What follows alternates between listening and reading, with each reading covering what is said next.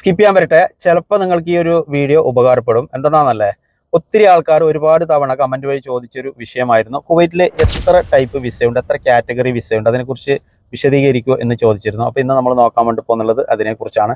എല്ലാവർക്കും SPR കുവൈത്തിൻ്റെ മറ്റൊരു information വീഡിയോയിലേക്ക് സ്വാഗതം. ഞാൻ NM കുഞ്ഞി, കുവൈത്തിൽ നിന്നും.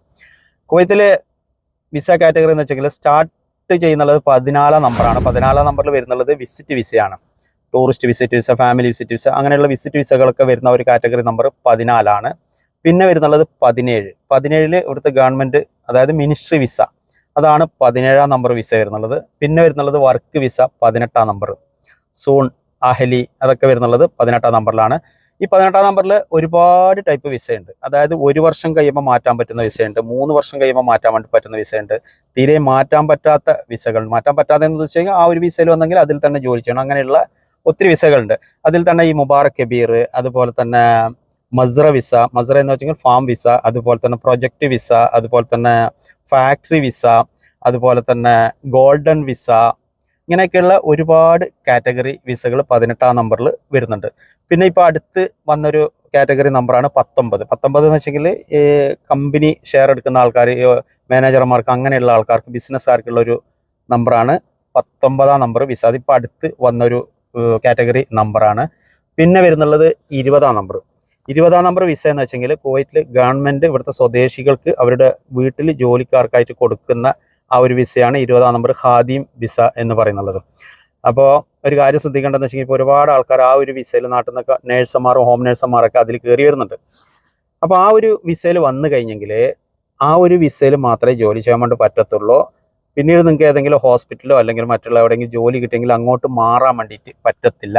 ആ ഒരു 20 നമ്പർ വിസയിലേക്ക് മാറാൻ വേണ്ടിയിട്ട് പറ്റത്തുള്ളൂ. അത് അവർ റിലീസ് തന്നെങ്കിൽ, പിന്നെ അതിന് റിലീസ് കൊടുക്കണമെന്ന് നിയമം അങ്ങനെ ഒന്നുമില്ല. അവർ റിലീസ് തന്നെങ്കിൽ നമുക്ക് അങ്ങനെ അതേ ഒരു കാറ്റഗറിയിലേക്ക് മാറ്റിയെടുക്കാൻ വേണ്ടിയിട്ട് പറ്റും. പിന്നെ ഇതുപോലെ നല്ല ഏതെങ്കിലും കമ്പനിയിലോ ഒക്കെ ജോലിയൊക്കെ കിട്ടിക്കഴിഞ്ഞെങ്കിൽ അങ്ങോട്ട് 18 നമ്പറിലേക്ക് മാറ്റിയെടുക്കാൻ വേണ്ടി പറ്റത്തില്ല. ഇപ്പോൾ ഒന്ന് നിയമം കൊടുത്തിട്ടുണ്ട്, അത് ഈ മാസം 17-ാം തീയതി അവസാനിക്കുന്നുണ്ട്, 20 18 മാറ്റാനുള്ള. അത് കഴിഞ്ഞെങ്കിൽ പിന്നെ ആ പഴയ പോലെ തന്നെയായിരിക്കും.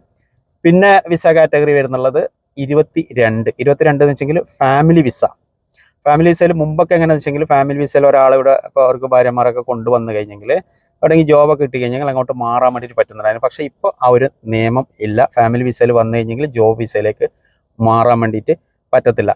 അപ്പോൾ ഞാൻ 20 നമ്പർ വിസൻ്റെ കാര്യം എടുത്ത് പറയാൻ വേണ്ടി കാരണം എന്ന് വെച്ചെങ്കിൽ ഒത്തിരി പ്രൊഫഷണലായ ആൾക്കാർ ആ ഒരു വിസയിൽ വന്നിട്ട് കുവൈറ്റിലൊക്കെ പെട്ടുപോയിട്ടുണ്ട് നാട്ടിൽ നിന്ന്. അപ്പോൾ ആ വിസ ഇപ്പോൾ ഇവിടെ നിന്നൊക്കെ വെളിയിലൊക്കെ കൊടുക്കുന്ന ഒരു പരിപാടിയൊക്കെ ഉണ്ടല്ലോ.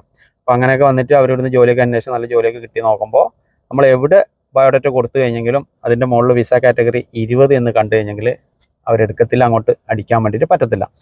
അതുപോലെ തന്നെ ഒത്തിരി സുഹൃത്തുക്കൾ ചോദിച്ചൊരു വിഷയമായിരുന്നു ഫ്രീ വിസ എന്ന് പറഞ്ഞാൽ എന്താണ്, കുവൈത്തിൽ ഫ്രീ വിസ ഉണ്ടോ, അങ്ങനെ ഒരു കാറ്റഗറി ഉണ്ടോ എന്നൊക്കെ ചോദിച്ചിരുന്നു. സത്യത്തിൽ ഫ്രീ വിസ എന്ന് പറഞ്ഞൊരു സംഭവം ഇല്ല.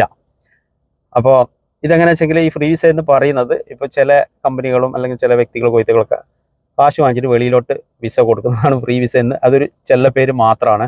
അല്ലാതെ ഫ്രീ വിസ എന്നൊരു കാറ്റഗറി കുവൈത്തിലില്ല. ഏതൊരു വിസക്കും അതിൻ്റേതായ ജോബ് ഉണ്ട്. അതാണ് ഈ വിസയുമായി ബന്ധപ്പെട്ട് പറയാനുള്ളത്.